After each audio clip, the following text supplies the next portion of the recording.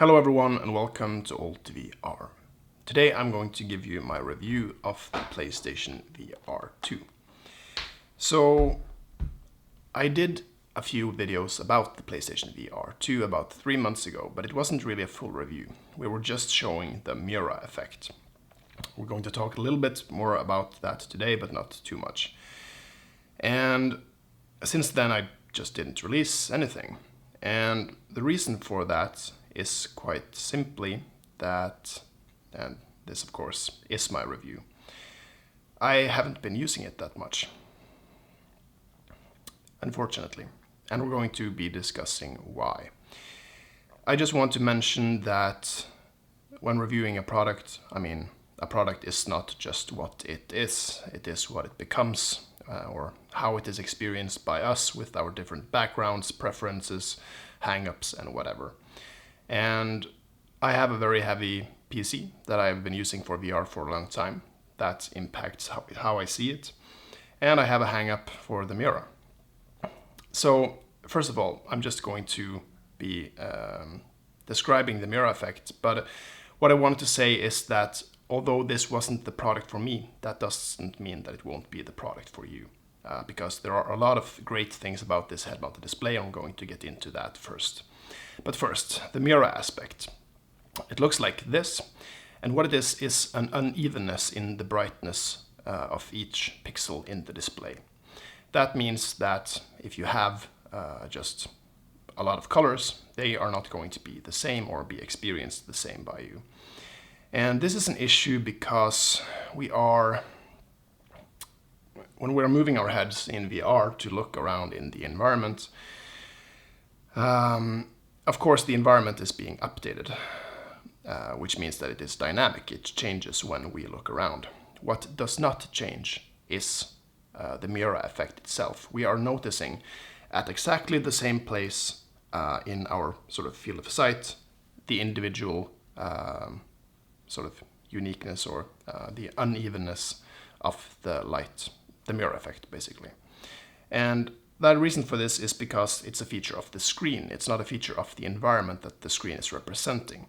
So when I'm using the PSVR2, I feel that I'm looking at a screen, and it takes me out of the experience. But enough about that, and I really mean it, because we've been talking about it. If you are more interested in the mirror, you can go back and watch those videos. Let's talk about what is actually great with the PSVR2. So we can start with the controllers. They look like this, really cool design.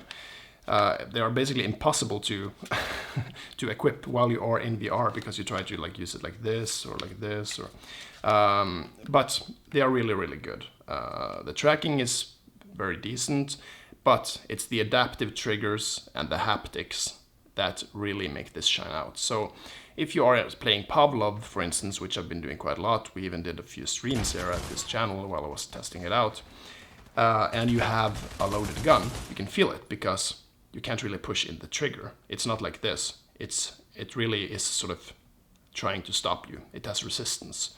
And you feel it on each that it actually goes up and down. It really, really, really makes a difference. And we don't have anything like that in the PC VR world. So the controllers are really great. Same goes with the haptics in the head-mounted display itself. If you get shot in the head in Pavlov, you really feel it because everything is shaking or whatever. And so that is really, really good. And even the screen, apart from the mirror stuff, which we have just talked about, it is OLED. The blacks are amazing. It is really, really bright. When you are actually looking to an environment or to the sun, it feels much more lifelike with the HDR effect. So that's really great about the product. Now, I initially bought the PSVR2 because first of all, I really, really don't like Meta, which those watching the channel would know. So I was hungry for every kind of competition. And Meta has been the reigning king for a long time. And PSVR2, although it is a bit more expensive and you need a PlayStation to run it, a lot of people have PlayStations. So I was really optimistic about this competition, and I even liked the PSVR1. I played Farpoint with the aim controller. It was a really good experience. So I was really optimistic. The other reason that I bought it was that I have my PSVR setup where I have my GPU. And that is a really small room. It's not like my living room. And I thought, well, if I do get the PSVR2, then I can just move my PlayStation into the living room, which only requires one cable, and it's really light in comparison to the gigantic PC setup. And this headset too, it has one cable, a really small USB-C cable to put in. And it works great. It's really easy for me. I can just bring it with me into the living room, set it up. Super smooth. So that is also a really good benefit of it.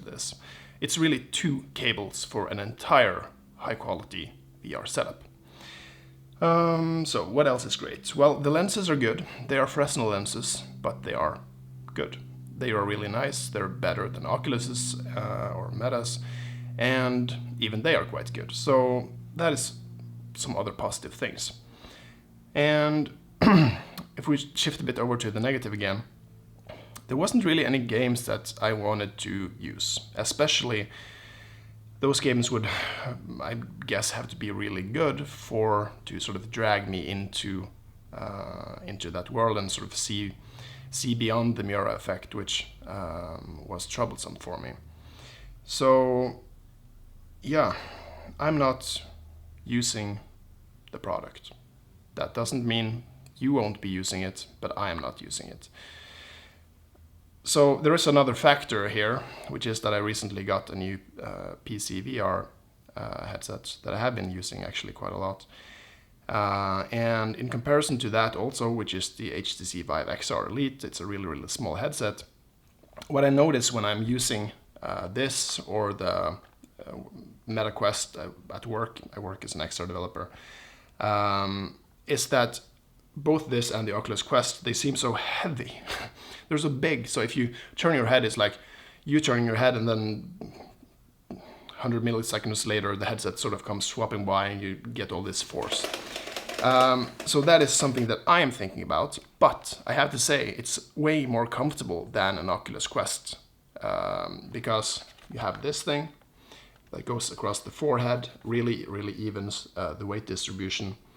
So yeah, there are a lot of great things about the PlayStation VR 2. I think that they should have either gone with something different than an OLED, or they should have bought better OLED panels that had a better calibration or quality testing. I don't know how that works.